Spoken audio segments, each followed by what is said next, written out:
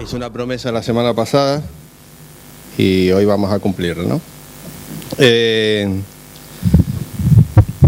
Pero antes de cumplirla necesito dos voluntarios. Dos voluntarios. Dos voluntarios. Dos voluntarios sin vergüenza. ¿Para qué no? Dos voluntarios. El pastor nunca mira nada malo para sus hermanos.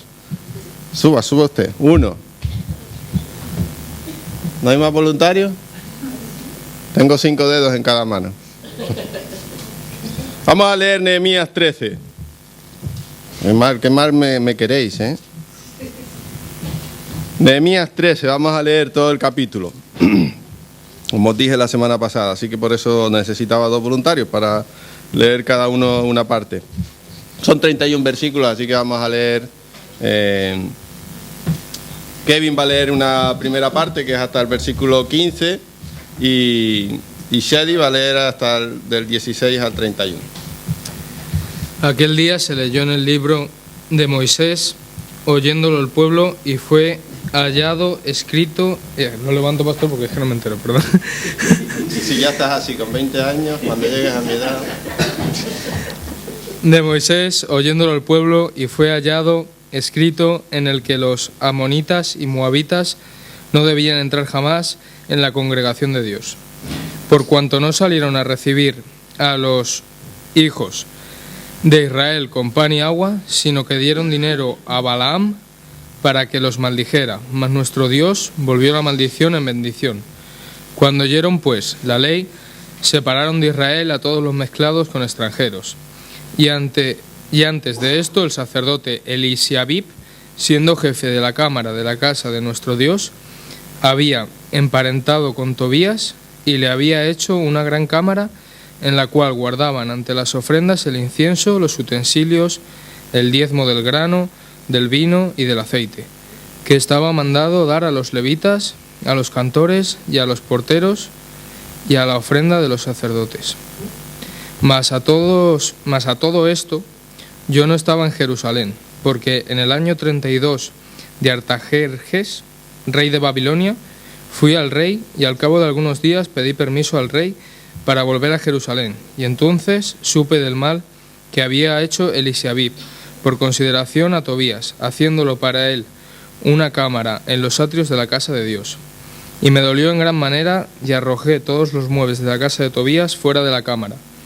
Y dije que limpiasen las cámaras, e hice volver allí los utensilios de la casa de Dios, las ofrendas y el incienso. Encontré asimismo que las porciones para los levitas no les habían sido dadas, y que los levitas y cantores que hacían el servicio habían huido, cada uno a su heredad. Entonces reprendí a los oficiales y dije: ¿por qué está la casa de Dios abandonada? Y los reuní y los puse en sus puestos. Y todo Judá trajo el diezmo del grano, del vino y del aceite a los almacenes. Y puse por mayordomos de ellos al sacerdote Selemías y al escriba Sadoc, y de los levitas a Pedaías, y al servicio de ellos a Anán, hijo de Zacur, hijo de Matanías, porque eran tenidos por fieles, y ellos tenían que repartir a sus hermanos. Acuérdate de mí, oh Dios, en orden a esto, y no borres mis misericordias que hice en la casa de mi Dios y en su servicio. En aquellos días... Y en aquellos días vi en Judá a algunos que pisaban en lagares en el día de reposo, y que acarreaban haces y cargaban asnos con vino y también de uvas, de higos y toda suerte de carga, y que traían a Jerusalén en día de reposo. Y los amonesté acerca del día en que vendían las provisiones. También había en la ciudad tirios que traían pescado y toda mercadería, y vendían en día de reposo a los hijos de Judá en Jerusalén. Y reprendí a los señores de Judá y les dije: ¿qué mala cosa es esta que vosotros hacéis, profanando así el día de reposo? ¿No hicieron así vuestros padres, y trajo nuestro Dios todo este mal sobre nosotros y sobre nuestra ciudad? ¿Y vosotros añadís ira sobre Israel, profanando el día de reposo? Sucedió pues que cuando iba oscureciendo a las puertas de Jerusalén, antes del día de reposo, dije que se cerrasen las puertas y ordené que no las abriesen hasta después del día de reposo. Y puse a las puertas algunos de mis criados, para que en día de reposo no introdujeran carga. Y se quedaron fuera de Jerusalén 1 y 2 veces los negociantes y los que vendían toda especie de mercancía. Y les amonesté y les dije: ¿por qué os quedáis vosotros delante del muro? Si lo hacéis otra vez, os echaré mano. Desde entonces no vinieron en día de reposo. Y dije a los levitas que se purificasen y viniesen a guardar las puertas para santificar el día de reposo. También por esto acuérdate de mí, Dios mío, y perdóname según la grandeza de tu misericordia.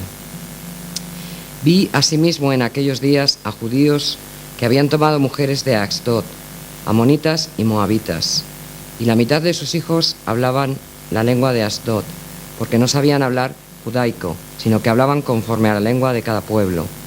Y reñí con ellos y los maldije, y herí a alguno de ellos, y les arranqué los cabellos, y les hice jurar, diciendo: no daréis vuestras hijas a sus hijos, y no tomaréis de sus hijas para vuestros hijos, ni para vosotros mismos. ¿No pecó por esto Salomón, rey de Israel? Bien que en muchas naciones no hubo rey como él, que era amado de su Dios, y Dios lo había puesto por rey sobre todo Israel. Aún a él le hicieron pecar las mujeres extranjeras.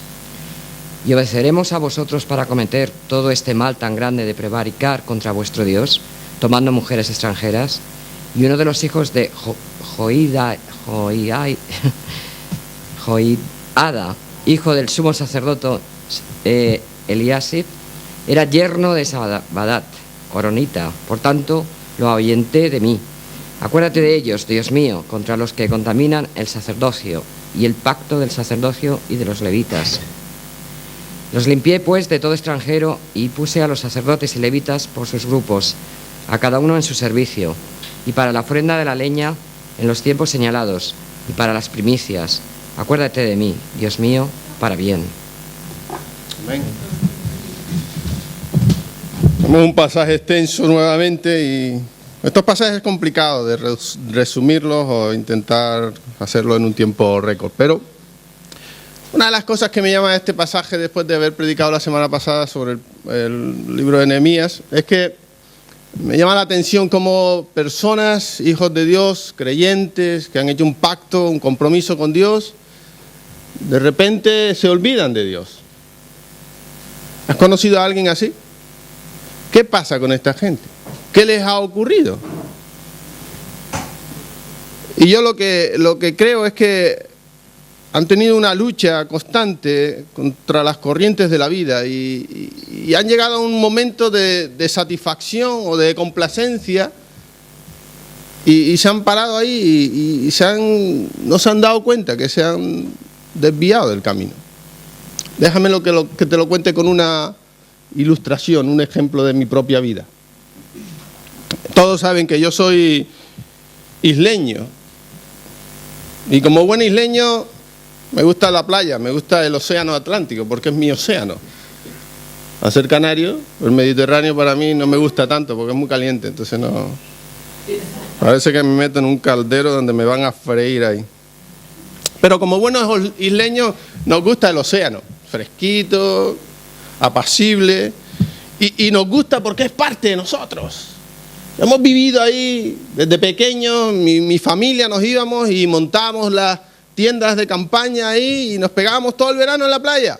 Y ahí vivíamos el verano, era maravilloso, hasta que el gobierno de su turno prohibió eso y ya no pudimos montar más. Pero yo soy el noveno de 10 hijos y mis hermanos mayores iban desde por la mañana temprano, el primer día del verano, y montaban ahí todas las tiendas, 10 hermanos. Imagínate todo el campamento que montábamos ahí, en la playa, para nosotros solo en la playa. Y ahí nos pegábamos todo el verano, en la playa de las canteras. Y nos gusta, y a mi familia igual, los que somos ahora esta familia más cercana, aunque reconozco también que no a todos de mis hijos les encanta por igual la playa. Es verdad. Algunos ya se han hecho de secano. Pero siempre recuerdo en mi mente cuando mis hijos eran pequeños y íbamos a pasar el día o estábamos de vacaciones en la playa y Y me acuerdo que siempre que ellos se acercaban a la orilla y se metían en el agua, nuestros ojos, el de mi mujer y el mío, no se separaba de ellos. A veces hacíamos turnos, porque alguien tenía que coger sol, así que yo cojo sol un ratito y tú vigilas a tu hijo. Y siempre había ahí un conflicto matrimonial a veces. No, ahora te toca a ti, no, ahora te toca. Que son nuestros hijos. Vale, hacemos turnos. Y esa era nuestra metodología, ¿no? Hay que vigilar, se meten ahí. Porque aunque nosotros le decíamos, mira, párate ahí dentro, entra, no te adentres mucho en el mar, o en el océano en este caso, y ten cuidado. Y nosotros vigilantes siempre, a ver dónde iban los niños. Y es interesante el mar y el océano en este caso. ¿Que sabes qué hace el océano? Tú te metes aquí y poco a poco, sin darte cuenta, a vosotros también os pasa. Te va arrastrando, ¿no? Del sitio por donde entraste. Yo soy miope, no tengo lentillas. Cuando yo voy a la playa, no veo nada. No, nada. Entonces yo cuando iba a la playa, cogí un referente, que era el puesto de socorro, que es el más llamativo y es el más alto. Y eso yo veo un bulto ahí, blanco, con una cruz roja. Increíble, se ve de todos lados. Pero yo entraba en el agua y me perdía. Me iba arrastrando la marea. Así que nosotros como padres, con nuestros hijos estábamos siempre vigilando por turnos, para que en la multitud de los bañistas no se nos perdieran, no se desviaran de nuestra atención ni de nuestro camino. Y cuando veíamos nosotros, desde nuestra posición, que nuestros hijos se estaban yendo de nuestra visión y apartándose de nuestro camino, ¿sabes qué hacíamos? ¿Qué hacías tú como padre? ¡Oh! Te quedabas allí. Ah, mira cómo se va mi hijo. Mira, se está perdiendo. Ay, el tonto. Ya. A que ninguno hace eso como padre. A que te levantas de la toalla. Ven para acá. Te he dicho que no te muevas de aquí. Tontería que decimos los padres, pero lo decimos. No te muevas de aquí. Aquí. Báñate aquí. Pero el niño no quiere moverse. Pero él empieza a jugar con el agua. Empieza a moverse entre las olas. Y es inevitable que entre todos esos juegos enseguida vuelve a perder la posición. Y otra vez sus padres tienen que ir a corregir porque se han desviado de su posición. Las corrientes del Atlántico son muy pacíficas, son lentas. Hombre, a veces en las tormentas no. Habéis visto algunas esta semana. Pero la corriente poco a poco te va arrastrando y te va llevando lejos de la posición donde estabas. Cuando nosotros vemos este último capítulo del libro de Nehemías, después de ver toda esa renovación espiritual que ellos han tenido en versículo 8, versículo 9, versículo 10, cuando ellos hacen ese pacto y lo firman y están todos ahí, sí, a muerte con Jesús, digo, con Dios, a muerte con Él, vamos tras Él, hacemos lo que, ¿no? Cuando vemos todo eso en el capítulo 13, es un relato triste, porque el pueblo de Dios otra vez se ha ido a la deriva, se ha apartado de Dios, una vez más, se ha apartado de los compromisos que asumieron con Dios. Creo que alguno aquí habrá hecho alguna vez algún compromiso con Dios y no lo ha cumplido, seguramente. Pero ellos habían jurado que se mantendrían apartados de pueblos paganos y que servirían a Dios siempre. No nos vamos a dejar contaminar. Somos el pueblo de Dios y vamos a ser siempre el pueblo de Dios y no nos vamos a desviar de eso.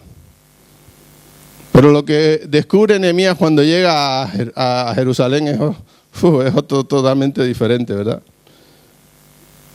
Ellos, fíjate, descubre que el sacerdote Eliasib, el sacerdote del templo, tenía sus vínculos familiares con un tal Tobías, el amonita. Tienes que leer un poco de Nehemías, contexto, para saber quién era este Nehemías amonita. Si recibes la hoja de oración, seguro que te acordarás, o no lo sé. Pero este amonita era uno que se reía del pueblo de Dios cuando estaban construyendo la muralla. Y decía, si eso, una zorra camina por la muralla y se cae, eso no va a durar nada, decía, y se burlaba del pueblo de Israel. Y fíjate dónde está ahora. ¿Dónde está? Dice la palabra de Dios, que ese que se había burlado de los judíos, que había amenazado, se había reído de la reconstrucción, un enemigo de los judíos, ahora, fingiendo que es un amigo, ¿dónde está viviendo? En la misma casa de Dios. Increíble, ¿cómo se puede uno desviar tanto? En la misma casa de Dios, y Nehemías reconoce de inmediato que eso es una profanación contra el templo de Dios.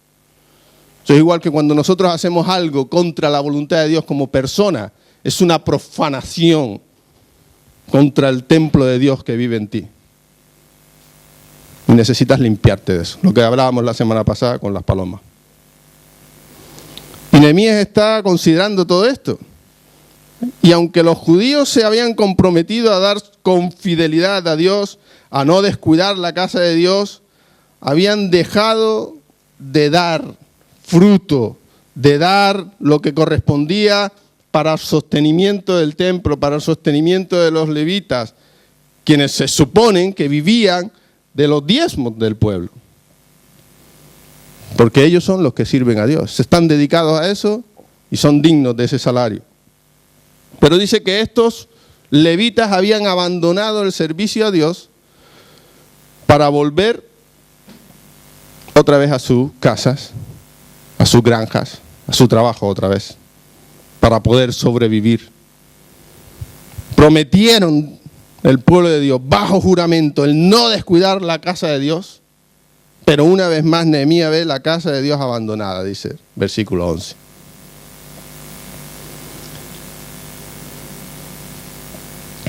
Solo unos pocos años antes, el pueblo de Dios en Jerusalén estaban tan entusiasmados con Dios, tan apasionados con Dios, que ellos juraron observar todo lo que Dios les ordenó. Pero una vez más, se habían apartado de ese compromiso que habían hecho con Dios. Se habían apartado del compromiso que ellos, Dios no les dijo que hicieran ese compromiso, fue voluntario de ellos. Porque conocieron la grandeza de Dios, veíamos la semana pasada, ¿verdad? Pero rompieron cada compromiso que habían hecho. Y es más, a nadie le importaba. Es más, la gente hacía la vista gorda sin ofender a ninguna persona de este estado. Nadie se preocupaba de esto.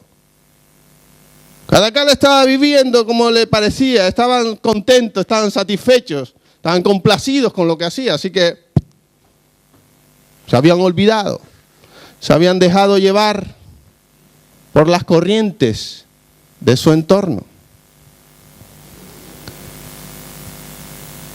Nehemías y los judíos en Jerusalén habla sobre esta lucha contra esa deriva espiritual, ¿no?, que el pueblo está teniendo en este pasaje. Lo que yo creo que lo primero que necesitamos, igual que necesitaba esta gente, lo primero que necesitamos es algo más que un compromiso. Algo más que un compromiso para luchar contra las corrientes que nos van desviando y nos van arrastrando hacia nuestro propio egoísmo, hasta nuestra propia satisfacción. Necesitamos algo más que un compromiso. Necesitas a Jesucristo. Porque los compromisos hoy los haces y mañana no. Mira las estadísticas de tantos que se han comprometido con su mujer o con su marido y han roto ese compromiso. Qué triste, ¿no? Pero ellos hicieron un pacto pacto. Yo he ido a bodas cristianas evangélicas. No, olvídate de la gente, que mala gente, no. Cristianos evangélicos. He ido a bodas que uno de los que se está casando está divorciado. Y años antes, él había hecho un compromiso con esa persona delante de Dios. Te amaré todos los días de mi vida hasta que el divorcio nos separe.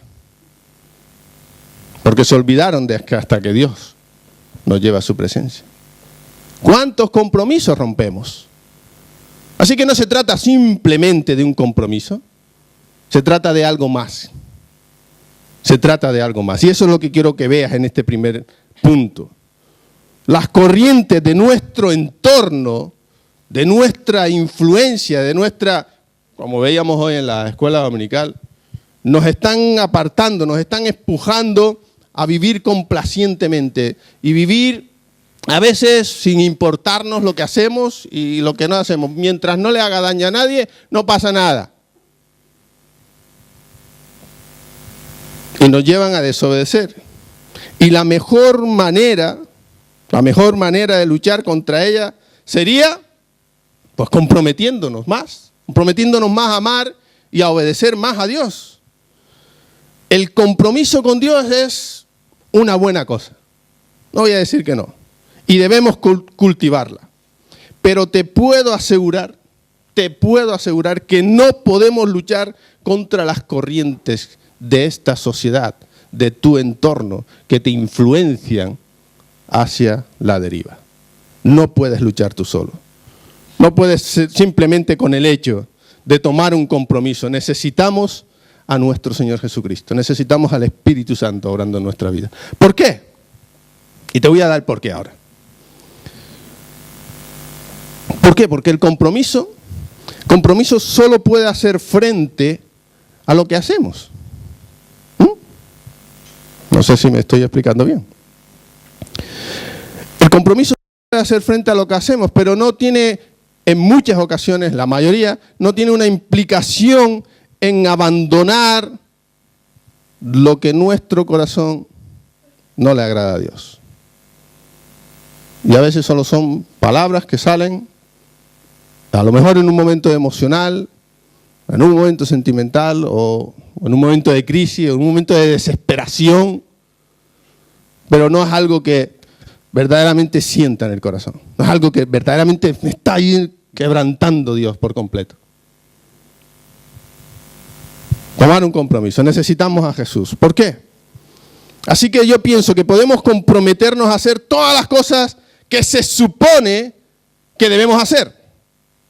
Yo creo que eso. Nos podemos comprometer, ¿no? Y podemos hacer un acto aquí ahora de compromiso. Yo conozco iglesias que a cada persona que viene nueva le hace firmar un pacto de iglesia, a lo que se compromete, ¿verdad? Va bien, cada iglesia que haga lo que quiera. Nosotros no tenemos esa filosofía, ni a mí tampoco me agrada mucho.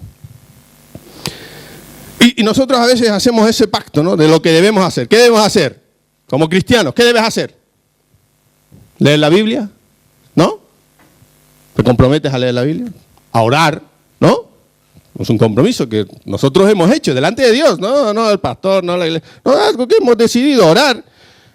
Incluso algunos se han comprometido a ir a la iglesia cada domingo.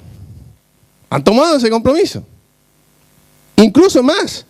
Hay gente que se ha comprometido a hablar de Jesucristo a otros. Han tomado ese compromiso. El compromiso puede definir nuestras acciones, pero no puede cambiar nuestros corazones. ¿Te lo repito otra vez? El compromiso puede y define nuestras acciones, pero no puede cambiar nuestro corazón. No puede cambiar nuestros corazones el compromiso. Puede ayudar, pero no. El único que cambia el corazón, ¿quién es?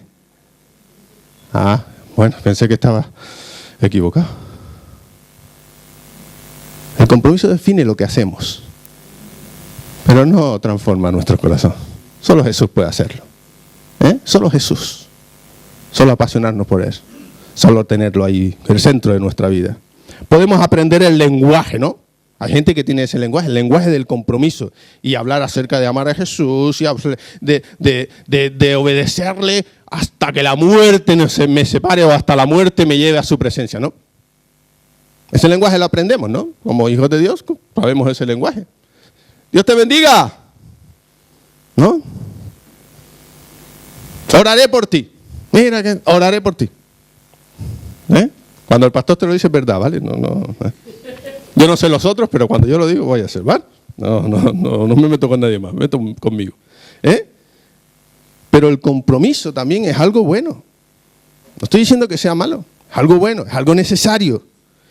Pero nunca es suficiente para mantenernos en Jesús. Nunca. Olvídate de eso. Porque la gente tiene su influencia y tantas veces el compromiso lo rompe como le da la gana. Y hoy te dije que sí, perdona si te dije que sí, pero mira, es que no puedo. Pero es que tú te comprometiste, es que no. O no has roto ningún compromiso. O esto lo hemos hecho más de uno.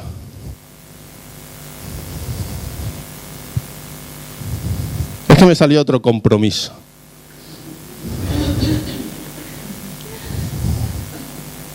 Sí, nos reímos, ríete porque lo has hecho. Deberías de llorar, pero bueno. Es que tengo otro compromiso. No, pero primero te habías comprometido conmigo.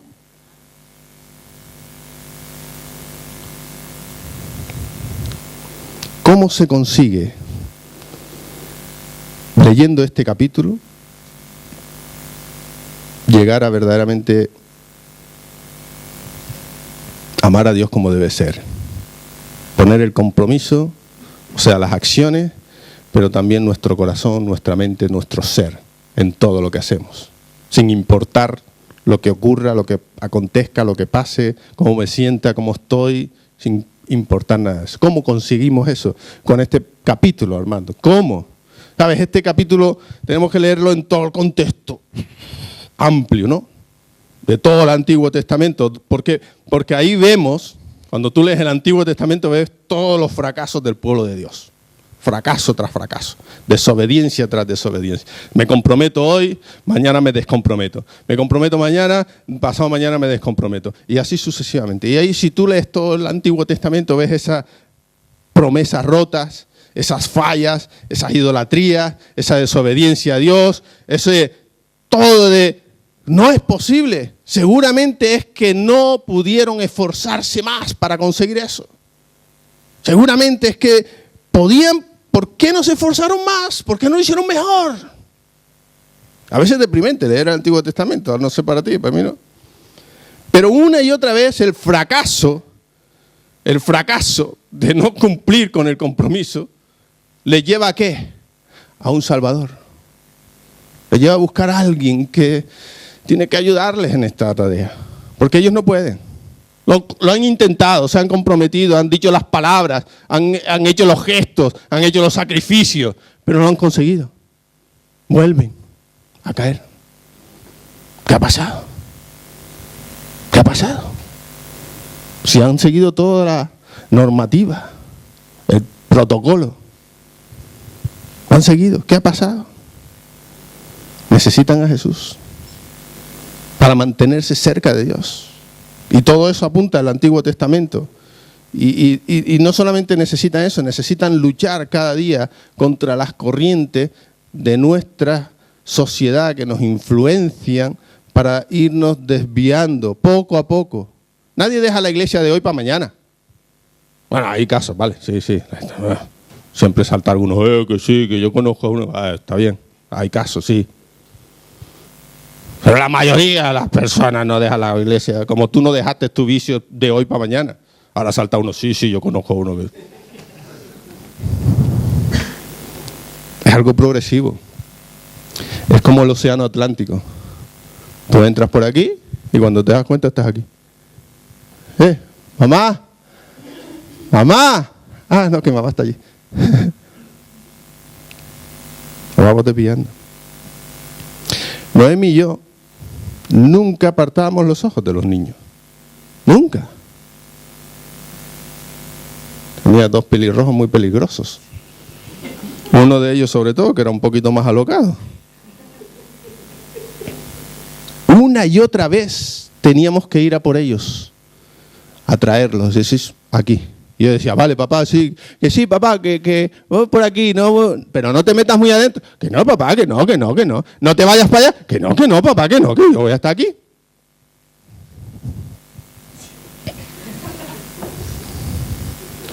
Pero nosotros estábamos ahí para traerlos de regreso. Y una y otra vez, es lo que hizo Jesús. ¿Qué hizo Jesús? O sea, habéis visto ese folleto, ¿no? De ese acantilado, ¿no? Que no puedes cruzar. No se puede comunicar un lado con el otro. ¿Qué hizo Jesús? Puso la cruz. ¿Para qué? Para atraernos a Dios. Aquellos que nos habíamos desviado, Jesús vino para atraernos. Ese no es el camino. Ven por aquí. Y Jesús nos atrae, nos vuelve de regreso a Dios. Y necesitamos cada momento para atraernos, para que Él nos traiga de vuelta. Y tenemos que estar comprometidos, ¿vale? No, a ver si van a salir de aquí. No, es que el pastor dijo que mejor no comprometerse, que tiene que ser algo del corazón. Mira, cuando alguien me dice eso, digo, no va a hacer nada en toda su vida. El corazón. No. Tenemos que estar comprometidos, pero sobre todas las cosas tenemos que y necesitamos a Jesucristo en nuestra vida. Eso es lo primordial. El compromiso es importante, pero si pierdes la perspectiva de con quién te comprometes y para qué y quién está llevándote, complicado. Porque el compromiso por sí solo no puede unir nuestros corazones que están a la deriva constantemente al Dios que amamos. Necesitamos a Jesús, en nuestro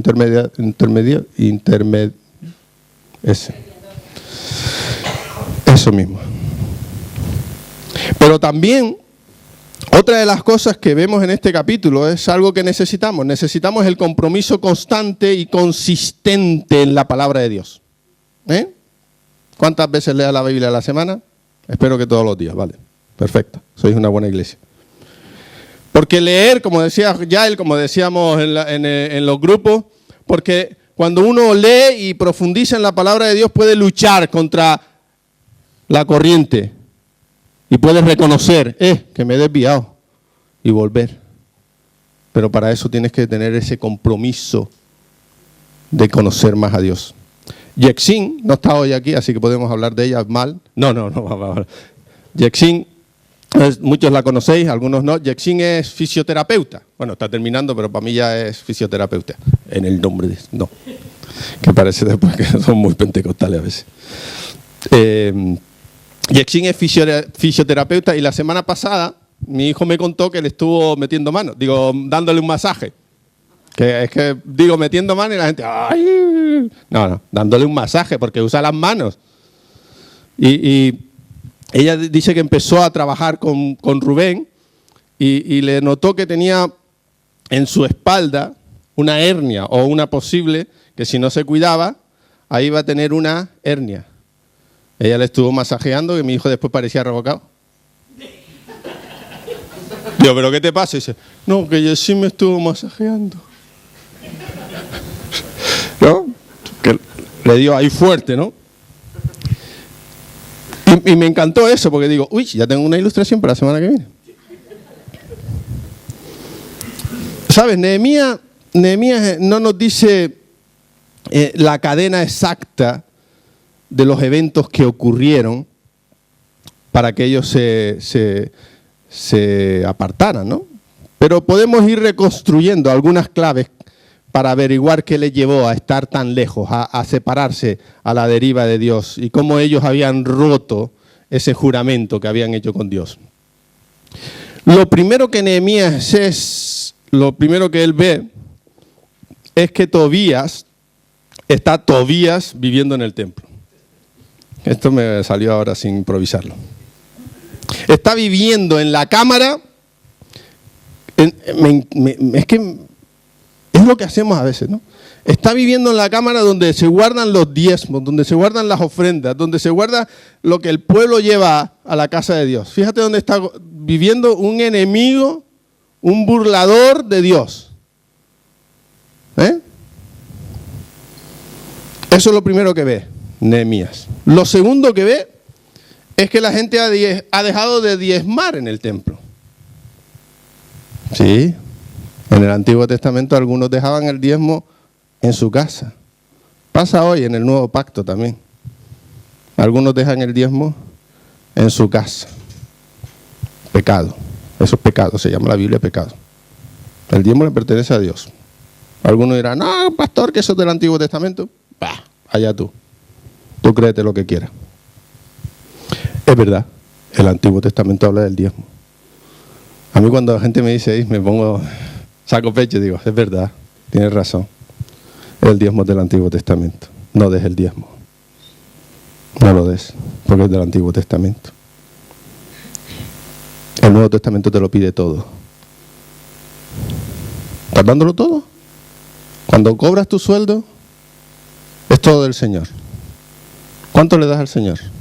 No, pero la Biblia dice lo que propusiste en tu corazón. Y ahí lo vamos a dejar.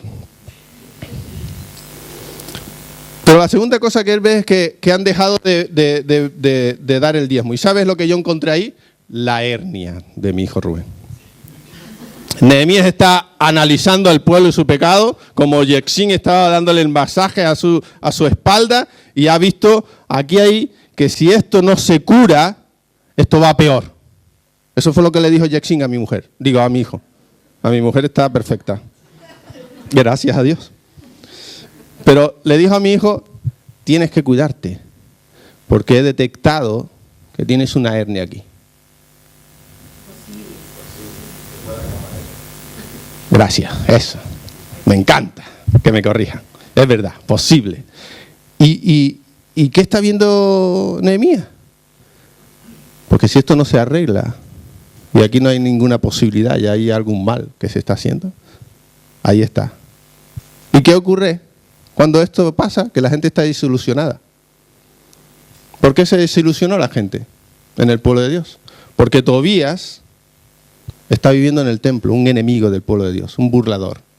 Dice, ¿cómo voy a llevar yo el diezmo? ¿No? Eso es lo que hace mucha gente en el Nuevo Pacto hoy también. No. Al pastor, que lo mantenga otro. Que lo mantenga Dios, que ore a Dios y que Dios provea. Sí, Dios provee, no te preocupes. A veces manda cuervos.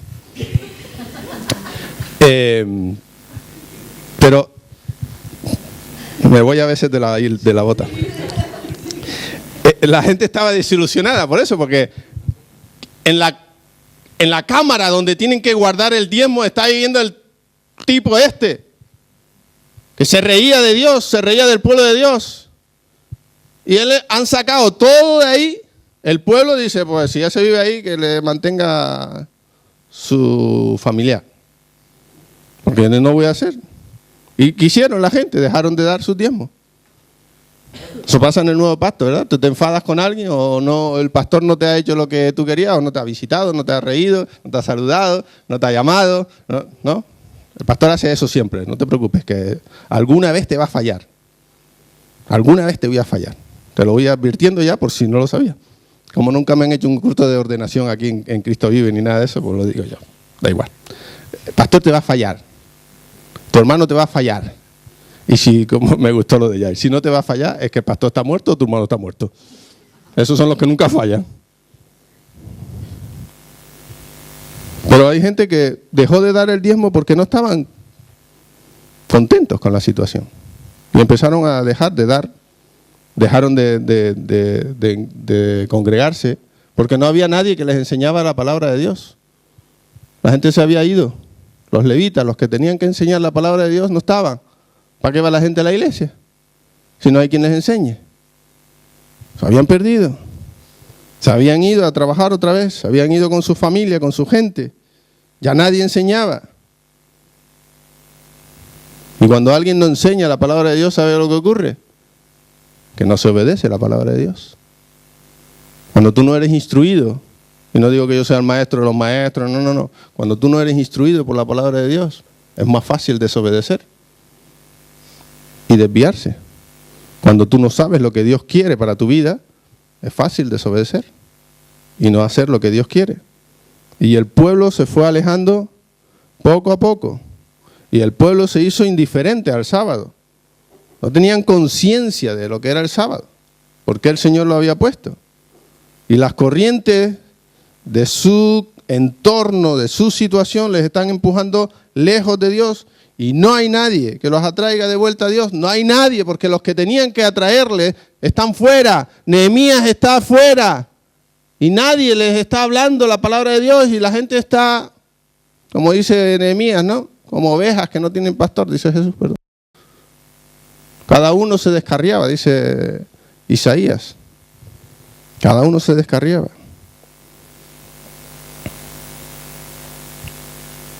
Tenemos que estar unidos por Dios para poder sobrepasar todo esto. Y unidos por medio de la oración. Si queremos luchar contra todo lo que nos viene encima, todo lo que nos rodea, debe haber un compromiso y unas ganas de hablar con nuestro Dios, de tener esa intimidad que hablábamos en el curso pasado. Porque eso es lo que nos va a ayudar a luchar contra las corrientes que nos intentan desviar. Nehemías cierra el libro con una oración muy especial. Acuérdate de mí, Dios mío, para bien. Creo que esta es la oración de todos, ¿no? Jeremías 29:11 dice que Dios tiene pensamientos de bien y no de mal para con nosotros.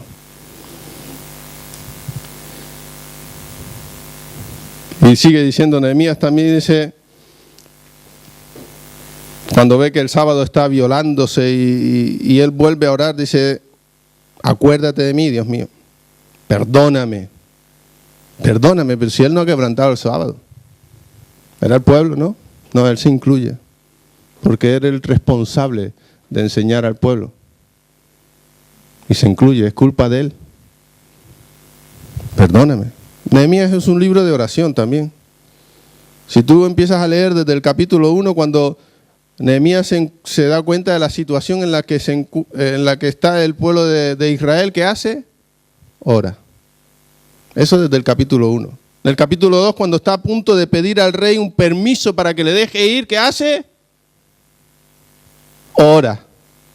Y así, ¿no? Cuando está a punto de ir en todo este pasaje, en el capítulo 4, cuando se burlaban Tobías que está viviendo ahí y su compinche en Sanballat, se estaban burlando de él, dice Nehemías en el capítulo 5 que pidió a Dios, le recordó a Dios y le dijo a Dios que lo que esta gente estaban haciendo y tramando contra él se volviera hacia ellos.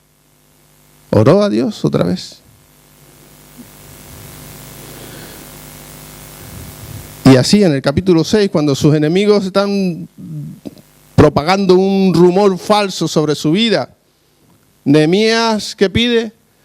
Le pide a Dios, ora a Dios, Dios, fortalece mis manos. Cuando te están criticando mal, cuando es mentira, pídele a Dios, Dios, fortalece mis manos. Y los capítulos 8 a 12 son esa renovación espiritual que se extiende a través de toda esa comunidad judía. Y hay oraciones, hay acciones de gracia, hay dedicación, hay arrepentimiento. Y el capítulo 13, pues ya veis. ¿Por qué? ¿Por qué tanto orar? ¿No? Porque la oración nos mantiene nuestro corazón y mantenía el corazón de Nehemías unido al bien de la promesa de Dios, a lo que Dios quería. Incluso cuando las cosas no eran fáciles, le recordaba en la oración que Dios había sido fiel, que no fallaba. La oración es nuestra línea de vida con nuestro Salvador y es necesario que nuestra lucha constante espiritual no nos deje y no nos lleve lejos de Él. Por eso necesitamos una lucha constante. Porque en la oración nos conectamos con nuestro Padre Celestial y porque en la oración nuestro ser interior se fortalece y permanecemos en Él. Déjame concluir. Como he dicho, se necesita algo más que un simple compromiso para luchar contra las corrientes que nos van desviando de lo que Dios quiere. Necesitamos a Jesús. ¿Necesitas a Jesús? ¿Necesitas a Jesús? Si todavía Jesús no es el centro de tu vida, si Él no ha tomado tu vida, lo necesitas, porque cada día te irás desviando más. Incluso aquellos que lo tenemos, necesitamos cada día más agarrarnos a Él, porque las corrientes de nuestra sociedad, las corrientes a veces de nuestra propia satisfacción y de sentirnos bien, nos van como el océano Atlántico. Necesitamos ese compromiso constante, consistente con la palabra de Dios para luchar contra todo aquello que va contra la palabra de Dios. Para luchar contra nosotros mismos, de no acomodarnos y no estar satisfechos con lo que somos o con lo que tenemos o con lo que hemos alcanzado. En Cristo me refiero. Sino luchar y estar insatisfechos porque queremos más de Dios. Queremos más de su palabra, queremos más de su presencia. Necesitamos crecer, necesitamos escuchar, necesitamos aplicar, necesitamos recordar más la palabra de Dios. Tenía aquí un par de preguntas, pero las voy a dejar, no voy a preguntaros nada.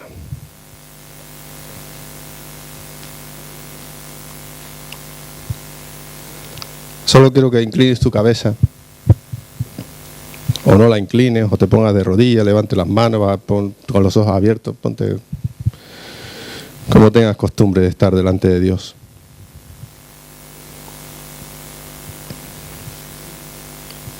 Y le pidas a Dios ahí, tú sabes tu vida, tú sabes en el mar que estás metido. Tú sabes si te has desviado o si no te has desviado, si estás a la deriva o no. Y pregúntate si estás haciendo todo. Es increíble, ¿no? Yo me la hago esta pregunta todos los días. Si estoy haciendo todo lo que escucho, lo que leo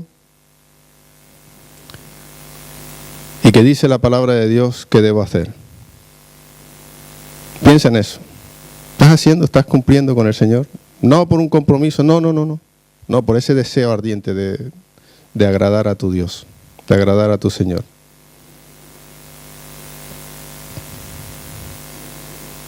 Piensa en todos los mensajes que has escuchado durante toda tu vida. Piensa en todos ellos. ¿Cuántos te han tocado? ¿Cuántos te han hablado Dios? ¿En cuánto tiempo pasó para que dijeras, no recuerdo lo que dijo, pero fue un mensaje poderoso, pero no recuerdo lo que dijo? Pero fue algo que impactó tu ser. Por eso necesitamos leer, orar, reunirnos y vivir edificándonos en Cristo. Y no solamente se limita a los mensajes o a lo que hacemos o a lo que recordamos, porque constantemente necesitamos que se nos recuerde la palabra de Dios. Es que tenemos que colaborar con la palabra de Dios para mantener nuestro crecimiento. Dios, reconozco que tantas veces he hecho compromisos contigo que he roto. No sé si este es el caso de alguno de mis hermanos aquí. Y hoy no vamos a elevar un acta, ni un escrito, ni nada, exponiendo nuestros compromisos delante de ti. Porque posiblemente más de uno romperemos, Señor. Solo quiero pedirte que nos enseñes a través de tu palabra y a través de los textos que leemos y escuchamos a depender de ti cada día más y a buscar de tu gracia, Señor. Que alguien nos vuelva otra vez al camino de ti, Jesús. Cuando nos estemos desviando, cuando la corriente nos lleva, Señor, pon un hermano, pon al pastor, pon a algún miembro de tu iglesia que nos haga recordar que nos estamos desviando. Y vuélvenos a través de ti, Jesús, a nuestro Padre. Ayúdanos, Señor. Ayúdanos, Padre. Te necesitamos y necesitamos ese cambio interior donde el hombre de Dios se va renovando. Te necesitamos a ti, Jesús. Eres el único que puedes ayudarnos en esta tarea. Te glorificamos y te honramos a ti. Te damos las gracias por tantas veces que nos has vuelto al camino. Te damos las gracias por tantos hermanos, hermanas, Señor, que nos han recordado que nos estamos yendo a la deriva. Y te damos las gracias, porque si no fuera por ti, Jesús, ¿dónde estaríamos nosotros? Si alguien en esta sala pues no ha tomado un compromiso serio contigo, Jesús, de recibirte en su vida, de pedirte perdón, Señor, quebrántale tú también. Quebrántale tú. Y ayúdale a tomar una decisión por ti, Jesús. Y a aceptarte como el Señor y el Salvador y a pedirte perdón por todos sus pecados. Y encaminarse en el buen camino que eres tú, Jesús. Para gloria y honra de tu nombre. Amén, Señor.